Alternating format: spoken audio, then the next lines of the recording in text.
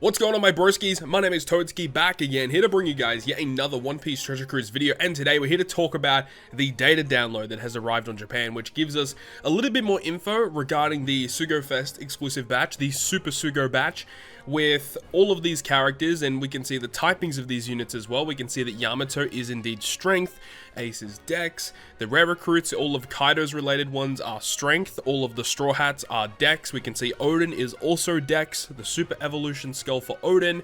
As we know, the Blitz Battle unit is going to be this Odin. You get the skulls, we assume, by playing the Chopper Man missions to then super evolve him into this version of the character. It's a pretty exciting time, but one thing also that wasn't really confirmed in the Yoshi video that we can confirm today is that the waifu character with Robin, Nami, and Boa Hancock is indeed another Sugo-Fest exclusive character. And at this point, due to the fact that this unit does have Final Tap, it's pretty safe to assume that this unit is also a Super Sugo-Fest exclusive character, which means you can only pull this character on other Super Sugos moving forward. So we'll talk about this character today and all of the rare recruits, because the rare recruits also are incredibly powerful, as you guys will see in this video. I'm not going to be talking about the actual Sugo-Fest structure at this point in time.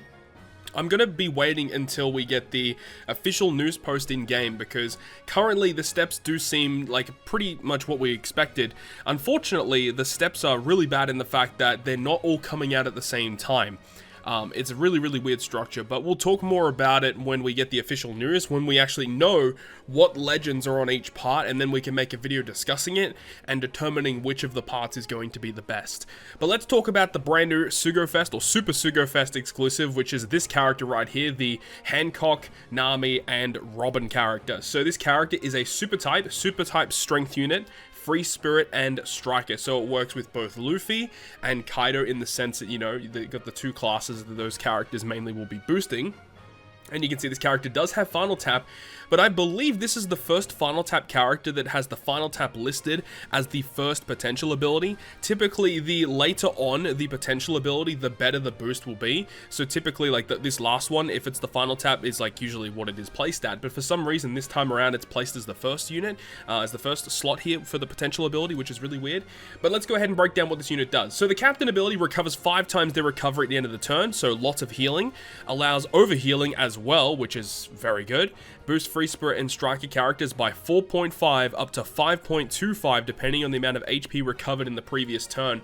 So I don't know how much recovery you're going to need for that. What is their recovery right here? So this is at level 150, you get 766, so it's at least 3500 healing, and if you run double Boa Hancock, Robin, and Nami, you'll be getting a lot of recovery off of that. So Captain ability is a little mid. I mean, lots of healing and just attack boost. That's all it is. It's a pretty bad Captain ability, honestly. Let's have a look at the special though. Reduces cooldown by 1, reduces paralysis and attack down by 8 turns, okay, and amplifies or applies the overhealing buff for 1 turn.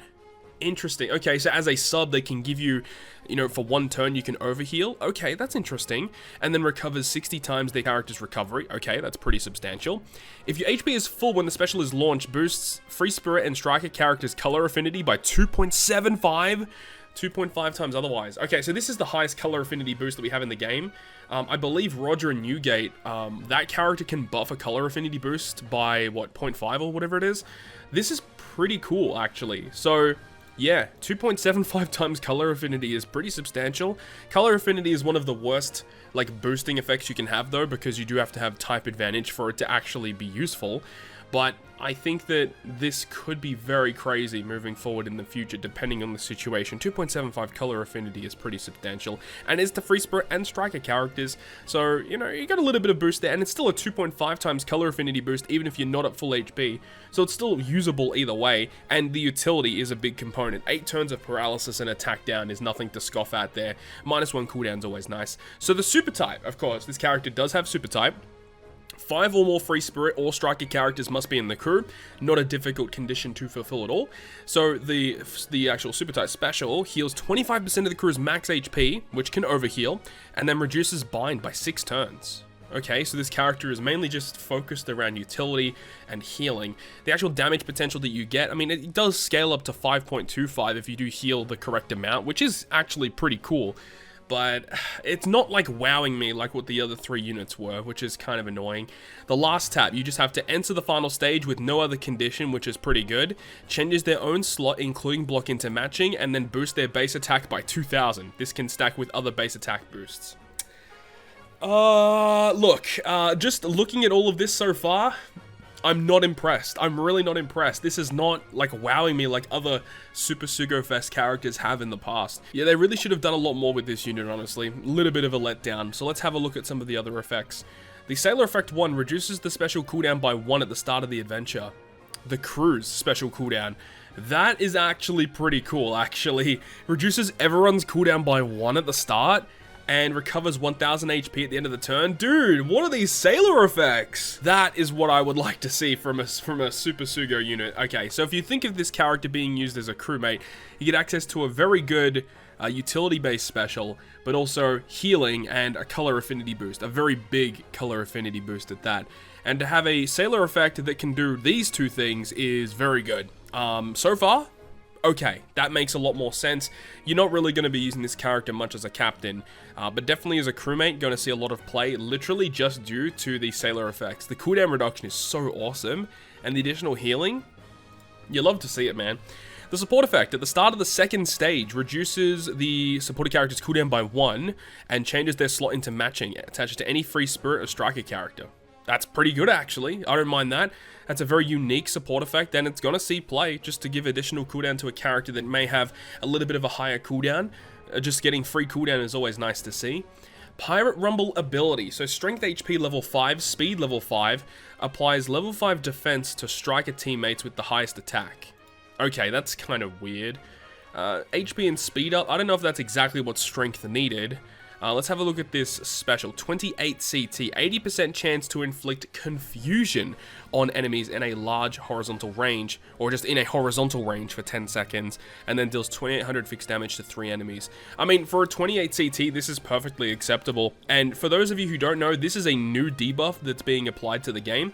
Confusion, when it's inflicted to an enemy, it means that when they go to attack, they actually will attack one of their teammates, and if they get their CT fully charged up, if they're under the confusion debuff, it will actually reset their CT. It's a really nasty debuff, and I think this actually could be pretty useful. It is only an 80% chance to hit, so it's not guaranteed, but there's a pretty high chance that you'll hit it, and it is only in a horizontal range, so you know, it's not going to be hitting a lot of enemies either way, and it is also only for 10 seconds when they are inflicted with it. But if you're able to launch this, hit like 2 or 3 enemies, and you know, 28 CT is pretty respectable, and Strength have pretty good CT increases. In a lot of cases, this may be one of the first specials to launch, and if you're able to confuse them, and then they go to do their first attack and you just reset their CT, that's going to be pretty big and pretty significant for you going further on to win this match. So I actually kind of like that. This is going to be a really annoying unit to deal with, that's for sure. And then ignores action bind as well, which is pretty neat. So yeah, look, this unit, I'm not completely sold on the unit. I think this unit has some pretty interesting utility that could definitely see play. I think the final tap is really underwhelming, so I'm not really too concerned about that at all. But I think that this character has interesting Pirate Rumble abilities, and the crewmate effects are definitely what sells me on this unit, and a pretty useful special that is definitely going to see some sort of play. So down the bottom here, we have a Zora and a Sanji rare recruit, so let's go ahead and talk about those 2 characters, because these characters actually look really good. So Zora's special is going to reduce Rainbow Shield and Threshold by 5 turns, and then if your captain is a slasher or a free spirit character, he boosts the color affinity of those 2 classes by 2x for 1 turn. It's not a great special, it's just acceptable. I mean, Rainbow Shield threshold removal is very good, and then just some color affinity is nice, but then you have to talk about the Sailor effects of all these rare recruits, because these Sailor effects are insane. You've got Zoro, which if he attacks with a tandem slot, he will add 0.2 to the color affinity multiplier. Yes, he adds 0.2 to the color affinity multiplier. So that means if you use the Hancock Nami and Robin unit, and you attack with this unit with a tandem slot, he can actually buff the color affinity of that unit to become a 2.95 color affinity boost, or even just for this unit himself, becoming a 2.2 times color affinity boost. I mean, it's not a humongous boost either way, but 0.2 is 0.2. It'll add a bit of extra damage to your team, which is pretty nice, especially when you start scaling up all these other multipliers. This 0.2 could actually add a lot to your team. So I like that. I actually think this is a really decent rare recruit. And I think Sanji is probably one of the best rare recruits we've ever seen. Adds 1.1 to the chain multiplier for 1 turn, and if your captain is fighter or free spirit, he reduces paralysis, bind, and special bind, all by 5 turns. He completely resists special bind on himself, which is great, and then if this character has a tandem slot and you attack with him, he adds 0.2 to the chain multiplier. So he himself is a 1.3 chain multiplier boost, and also a great utility piece. So these 2 rare recruits already looking phenomenal. I'm loving this, dude. These units are so good. And then we've got the rest of the batch, which is Jack, Queen, and King. Now, of course, they work more with Kaido than anything else. So we'll start with King. Boost the attack of Striker and Powerhouse by 2.25. And if your captain is Striker or Powerhouse, he reduces Despair, Attack Down, and Special Bind by 5 turns. Kind of like a Sanji replacement. He completely resists Special Bind on himself. And if he attacks with a Tandem or a Wano slot, he adds 0.2 to the attack multiplier. Meaning that he becomes a 2.45 attack boost. Plus this amazing utility piece. Like, these rare recruits are legitimately crazy. These rare recruits, if you go back a couple years, they're like almost legend-worthy characters, just with special ability and sailor effects alone. So good. And for some reason, the supports of Sanji and Zoro are not listed, but the support of King is going to state that when they use their special, changes the supported character slot into tandem and reduces attack down and despair by 1. I mean, that's a great support. I mean, not that much utility, but it's utility nonetheless, right? You got Queen next, though, that reduces Rainbow Shield and increased defense by 5 turns and locks your slots for 1 turn, which is nice with Kaido's super type in mind. And if your captain is Striker or Powerhouse, he adds 900 base attack to Striker and Powerhouse for 1 turn. So I don't think Queen is like really amazing, but I mean, All Block is a really key effect, and removing those really pesky defensive effects can also be very useful to have. But I mean, the 900 base attack, it's not like the most amazing buff we've seen ever. I definitely, you know, a color affinity, even color affinity to a certain extent, but more like attack boost, orb boost, a conditional boost of some kind is more useful. But when you think of Kaido, right, Kaido already does so much by himself. He already provides conditional boost. He gives you an orb boost. There is like a pseudo attack boost with his tandem effect, but then you've got King to give you that other effect that can stack with it. So it all makes sense. And you got the sailor effect that says that if this character has a tandem or a Wano slot and you attack with them, it reduces enemies' resistance from Striker and Powerhouse characters by 10%. This is awesome. So for those of you who remember Kinemon and Denjiro with their switch effect, they apply a buff that goes through immunity that reduces their resistance, which basically means that when you attack with this guy with a tandem or a Wano slot, there's basically just a 10% bonus damage given to Striker and Powerhouse characters. It's so freaking cool, dude. And this is also something that goes through immunity, can stack with other buffs. Just 10% bonus damage if you attack with a tandem or a Wano slot to your Striker and Powerhouse characters. So unique, so awesome.